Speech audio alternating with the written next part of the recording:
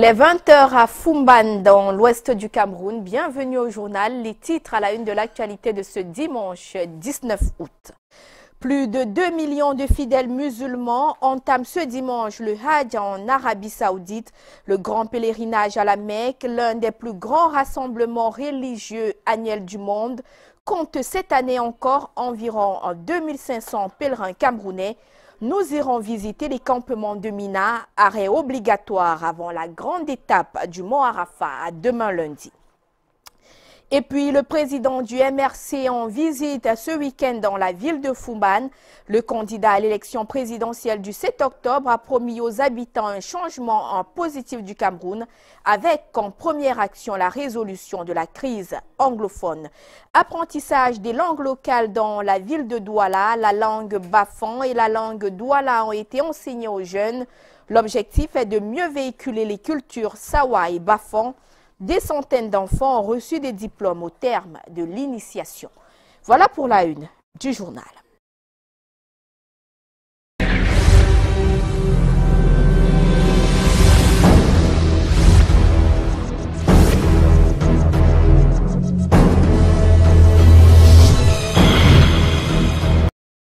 Bonsoir à toutes et à tous. Ouvrons ce journal en politique. Le président du MRC, Maurice Kamto, était en déplacement à Foumban pour galvaniser les populations.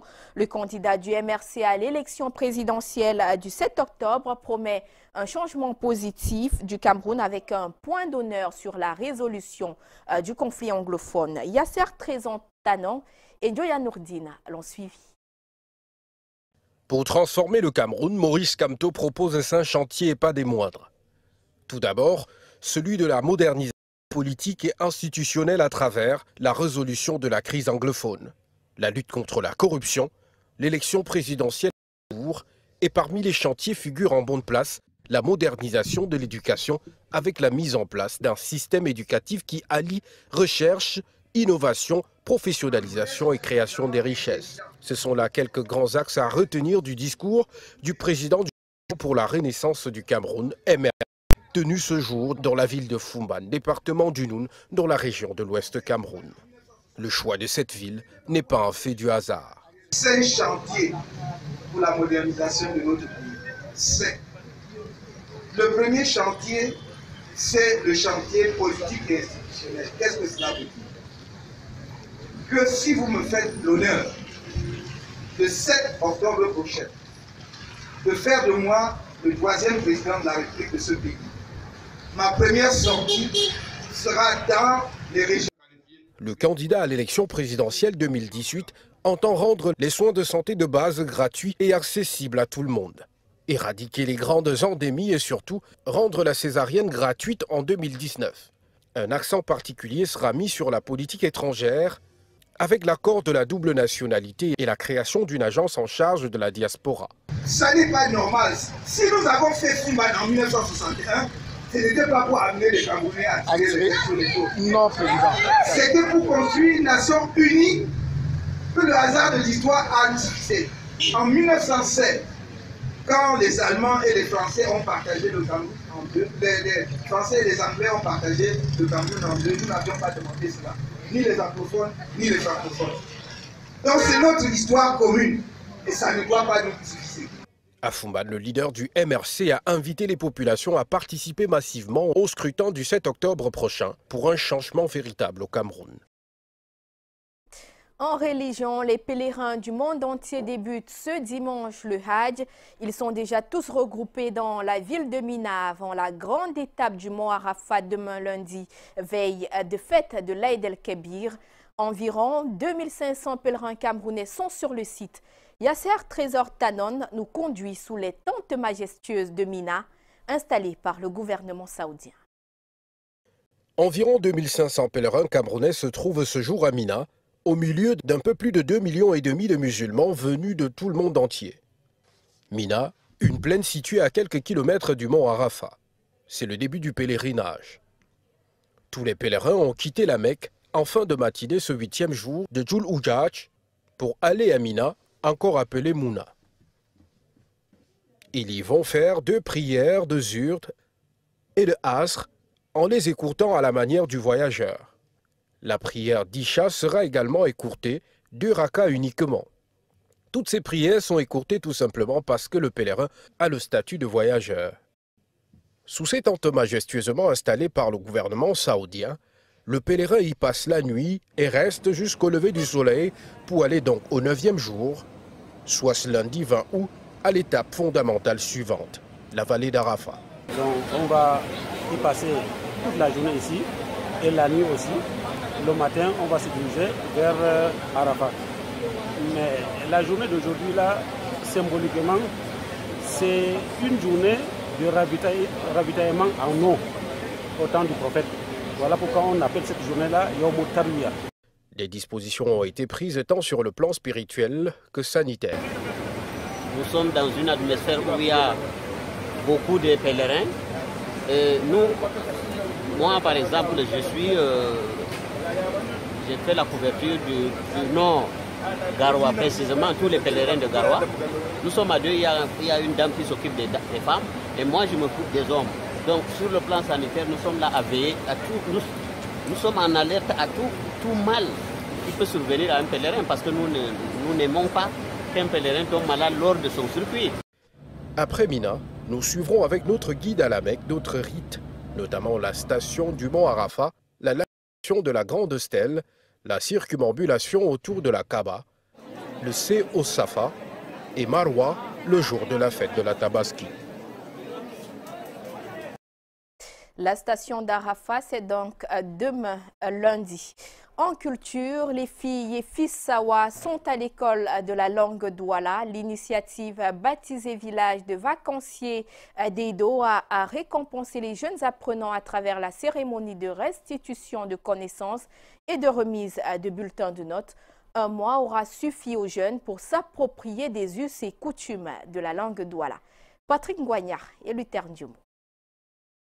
La langue et la culture Sawa s'émeurent. Ces propos sont celles de la promotrice de village de vacances d'Edo, qui est une initiative culturelle qui vise la vulgarisation, la promotion, mais surtout la valorisation de la langue Douala. C'est le déficit culturel qui est généralisé, et plus particulièrement à Douala, une ville cosmopolite. Je crains que la langue Douala puisse s'éteindre parce que nous ne transmettons pas. C'est donc fort de ce constat que pendant plus d'un mois, adolescents, filles et garçons se sont inscrits à l'école de la langue maternelle. Et aujourd'hui, au cours de cette cérémonie de clôture, ils nous restituent l'essentiel de leur apprentissage.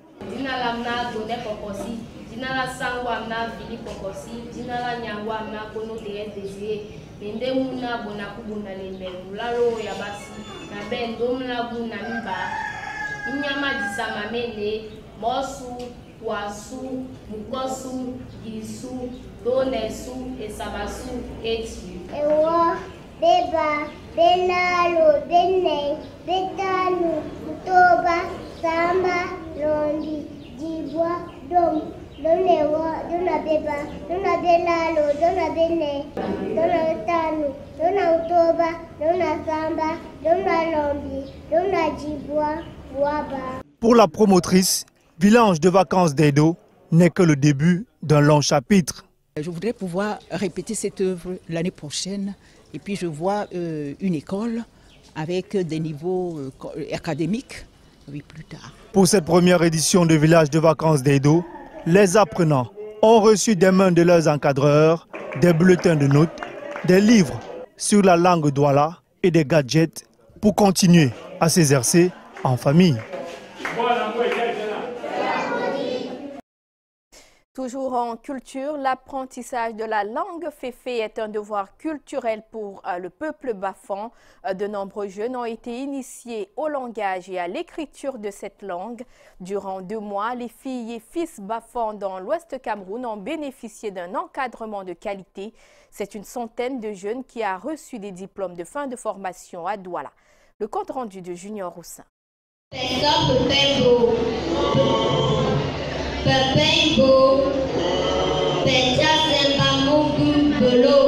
En souhaitant ici la bienvenue au public en sa langue maternelle, la jeune Cathy, nom d'emprunt, justifie la qualité d'enseignement de la langue Bafang au Féfé qu'elle a reçue durant 2 mois. Comme elle, plusieurs autres jeunes ont appris pendant plusieurs semaines à parler le Féfé. J'ai appris à parler parce que il y a certaines choses que quand la grand-mère parle, on comprend, mais on n'arrive pas à répéter. Donc il fallait qu'on s'approfondisse à pouvoir bien parler la langue.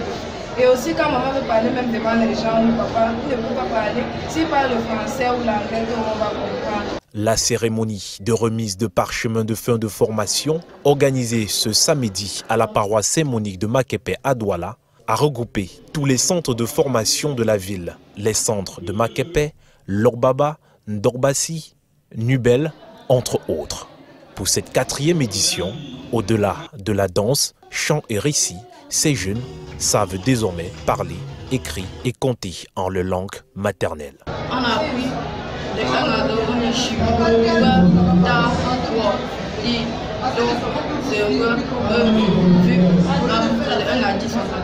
Le but de cet apprentissage est de pousser les uns et les autres à la conservation du patrimoine culturel. Nous demandons aux parents, après de faire au moins une fois par mois pendant les rentrées scolaires.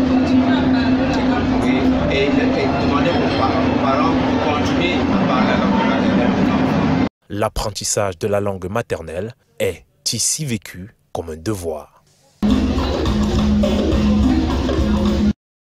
En sport, à volleyball jeune, la forte pluie d'hier matin n'a pas retenu la fougue des jeunes académiciens de volleyball mobilisés comme souvent au stade de Ndok-Passy pour rivaliser d'adresse. Cité universitaire de Yaoundé, Nyong Ekele et Globe Valley Academy étaient en compétition. C'est ce que nous montre Aimé Moukoko. Créer l'émulation autour des jeunes volleyeurs ou accroître leur compétitivité sont entre autres objectifs au-delà du divertissement pour le tournoi des jeunes académiciens du côté de Ndok-Passy à Douala. De nombreuses initiatives menées par Globe Academy Volleyball réunissent la pépinière du volleyball de toutes les catégories jeunes. Le cas du samedi 18 août avec des encadreurs qui ont répondu présents. C'est un festival qui vise à la promotion et au développement du volleyball, non seulement dans la région du littoral, mais dans tout le Cameroun. C'est la raison pour laquelle vous avez constaté que nous avons invité les écoles partenaires à la nôtre. Nyong Ekele Volleyball Club, Cité universitaire Évolution et Globe Volleyball Academy ont proposé près de 80 joueurs composés en équipes de 2, 4, 6 ou individuels pour les différents modules variés en saisie repoussée et technique. À l'issue des finales et au tableau des médailles, GBA ou Globe Volleyball Academy décroche 5 breloques en or, talonnés de Nyong Ekele et Cité U Évolution, 4 métaux précieux chacune. De belles rencontres malgré la pluie qui a ralenti le programme pour un niveau technique très apprécié par les encadreurs, mais il va falloir travailler davantage pour lever le niveau. Comment le niveau est assez bon parce que nous, on a commencé notre stage de vacances il y a déjà 1 mois et demi et nous avons effectué un stage, un festival de fin de freestyle qui s'est déroulé vendredi. Ça aide à l'évolution des petites qui apprennent à jouer. Plus tu fais des erreurs, quand ils viennent ici, elles perdent ou elles gagnent, ça leur permet d'avoir déjà une motivation et de pouvoir s'améliorer. Le tournoi Globe Festi Volleyball a hébergé 2 grands centres de formation de volleyball jeunes en provenance de Yaoundé et s'est achevé dans une ambiance bon enfant avec remise de médailles, trophées, ballons de volleyball, filets et quelques jets de maillots, plus des gadgets supplémentaires en attendant le prochain rendez-vous de décembre 2018 à Ndok-Passy au stade Bello Bourdane, vice-président de la Fédération camerounaise de volleyball. Encore du sport au bas de ce journal pour parler des 8e de finale de la Coupe du Cameroun. Le vainqueur 2017 tombe contre le champion 2017. New Star est battu par Edding Sport après l'entrée de Tientieux, auteur du but qualificateur des quarts de finale. 2-1, score final.